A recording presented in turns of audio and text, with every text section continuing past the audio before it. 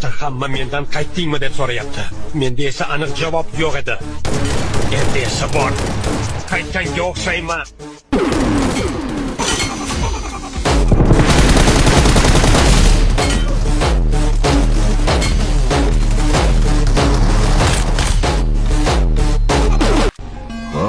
Xo'sh.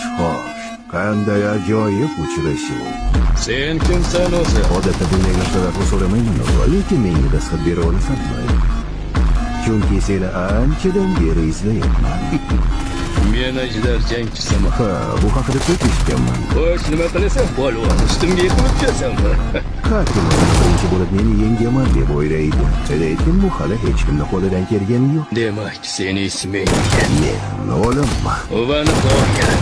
Munosib raqib. Bizni jangimiz afsonaga aylanadi. Baqirma. Afsona bo'lishga mos kelmaydi.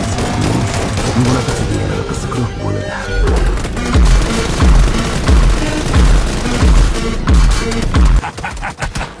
Qat'iyatingni quvondim. Yo'qsa buni bekorga olib kelibman deb afsuslanardim. Vaqtida nima bor sheng? Ko'rmoqchimisiz? Bu sovg'a. Menga quvonch qilib keladi. Sizga esa yer bilan bitta qiladi. U sizni parcha-parcha qilib yuboradi. Hay, eski qadrdonim. O'g'ilbay, jangimiz 500 yil oldin tugavdi-ku. Qayta jangga tayyorman. Uzoq tayyorlanibsan.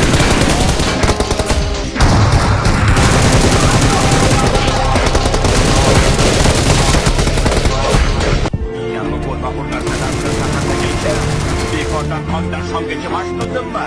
Kim meni taqdirimni buzib o'tkazib yubordi?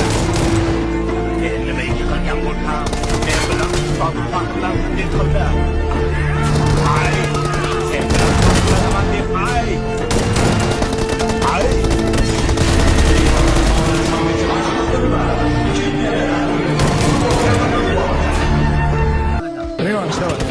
Hozir tayyorman, ko'ring.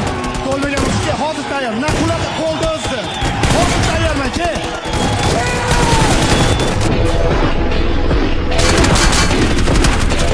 Nima uchun?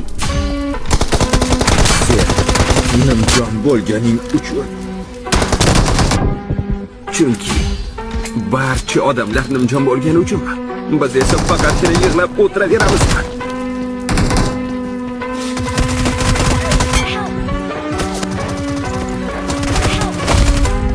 Ularni har